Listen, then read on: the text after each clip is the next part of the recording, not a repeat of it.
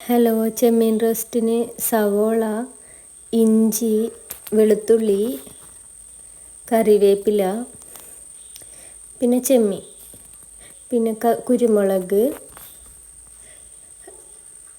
മുളക് പൊടി, ഉപ്പ്, മഞ്ഞൾപ്പൊടി, പിന്നെ കുറച്ച് കുടംപുളി. ഇത്രയാണ് മെയിൻ ഇൻഗ്രീഡിയൻസ്. അപ്പോൾ ആദ്യം നമ്മൾ എന്ത് ചെയ്യും, ഇഞ്ചിയും വെളുത്തുള്ളിയും കൂടിയിട്ട് നല്ലോണം മിക്സിയിലിട്ട് അരച്ച് പേസ്റ്റാക്കും. ചെറുതായിട്ട് മുറിച്ചിട്ട് അരച്ചാൽ വേഗം കേട്ടോ, അതിന് വേണ്ടിയിട്ട്.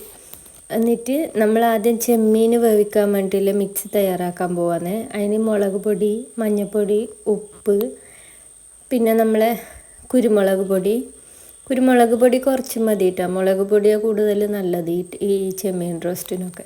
പിന്നെ ഇഞ്ചി വെളുത്തുള്ളി പേസ്റ്റ് നമ്മൾ അരച്ച് വെച്ചില്ലേ അതും, പിന്നെ കുടംപുളിയും, പിന്നെ കുറച്ച് വെള്ളം ഒഴിച്ച് ചെമ്മീനും ഇട്ട് വെള്ളം ഒഴിച്ച് കുറച്ച് വെളിച്ചെണ്ണ, പച്ച വെളിച്ചെണ്ണയും കൂടി ഒഴിച്ചിട്ട് നല്ലോണം മിക്സ് ചെയ്യുക. കൈനെ കൊണ്ട് തന്നെ മിക്സ് ചെയ്താൽ മതി. ഇത് ജസ്റ്റ് ചെമ്മീൻ പകുതി വേവിക്കുകയോ ചെയ്യുള്ളൂ കേട്ടോ.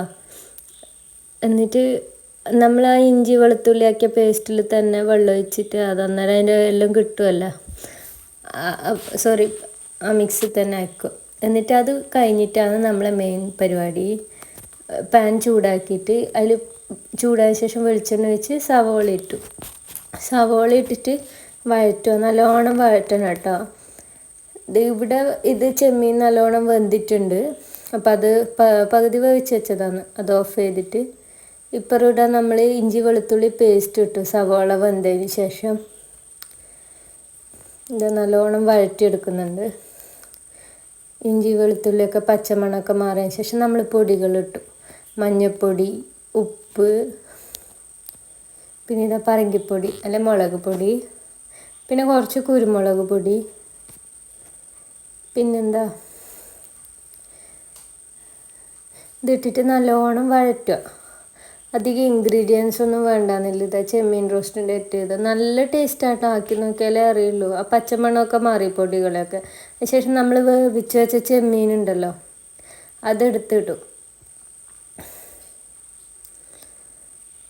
അതെടുത്തിട്ടിട്ട് നല്ലോണം ബാക്കി വേവലും കൂടി വേവട്ടെ. 2 കറിവേപ്പിലയും കൂടി അതിൻ്റെ മേലെ കൂടി ഇട്ടിട്ട് ഇങ്ങനെ അടച്ച് വെച്ചിട്ടുണ്ട്. കുറച്ച് സമയം കഴിഞ്ഞ ശേഷം തുറന്നേരം കണ്ട എന്താ കളറ്, നല്ല ടേസ്റ്റാണ്, ഭയങ്കര ടേസ്റ്റാണ്. ഉണ്ടാക്കി നോക്കിയാലേ അറിയില്ല. എല്ലാവരും ട്രൈ ചെയ്യണം കേട്ടോ.